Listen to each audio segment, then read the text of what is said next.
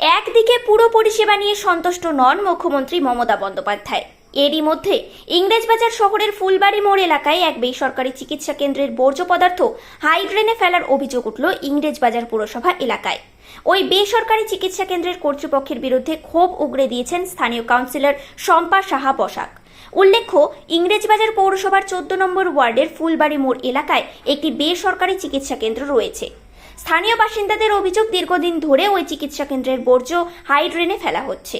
বারবার নিষেধ করা সত্ত্বেও চিকিৎসা কেন্দ্রের কর্তৃপক্ষ কোনো ভ্রুক্ষেপ করেনি। বাধ্য হয়ে স্থানীয় কাউন্সিলর শম্পা সাহা বসাক জেলার মুখ্য স্বাস্থ্য আধিকারিক ও ইংরেজবাজার পুরসভায় অভিযোগ দায়ের করতে চলেছেন। আমাদের ফুলবাড়িতে মাদ্রাসি নার্সিংহোম রয়েছে। ওইখানে নার্সিংহোমের যাবতীয় সে জিনিসপত্র যা ব্যবহার করে সব জিনিস ওই হাইডেনে ফেলে দেয়। আর আমরা ওনাদেরকে অনেকবার বারণ করেছি যে ওই সে ড্রেনে যাতে না ফেলে, তার সত্ত্বেও ওখানে ফেলছে জিনিসগুলো। সিরিঞ্জ ফেলে এবং কি যা কিছু ব্যবহার করে ওনারা সবকিছুই হাইডেনে ফেলে। কি সতর্ক করা হয়েছিল? হ্যাঁ, অনেকবার বলা হয়েছে ওদেরকে। এই বিষয়ে কি আপনারা কোনো অভিযোগ জানাবেন? হ্যাঁ, জানিয়েছি। কোথায় জানিয়েছেন? আমরা পৌরসভাতেও জানিয়েছি, পৌরসভাতে চিঠিও দিয়েছি। তারপর সিএমএইচ অফিসেও জানিয়েছি, আর ডিএম অফিসেও চিঠি দিব।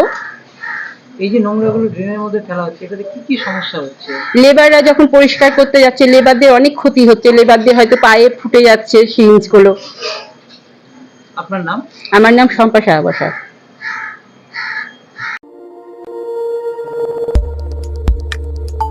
আমাদের সাথে থাকুন এবং দেখতে থাকুন নিউজ প্রাইম টাইমস, আপনাদের সাথে আপনাদের পাশে।